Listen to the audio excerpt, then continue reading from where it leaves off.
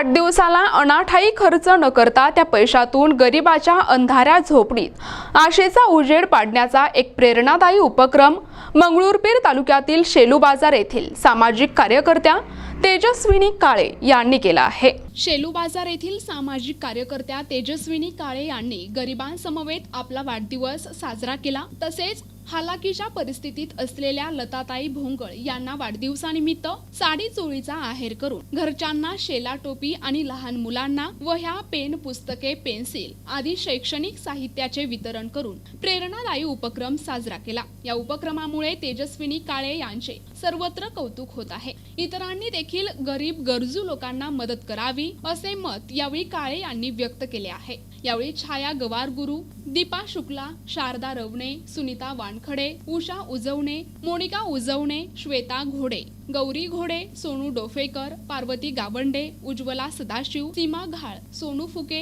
ललिता बांगडे, अंतकला बोरकर, लक्ष्मी टोनसर, गीता गायके तसेच विविध बचत गटांतील महिलांची उपस्थिती होती। प्रतिनिधी फुलचंद भगत, NTV न्यूज मराठी, मंगरुळपीर, वाशिम।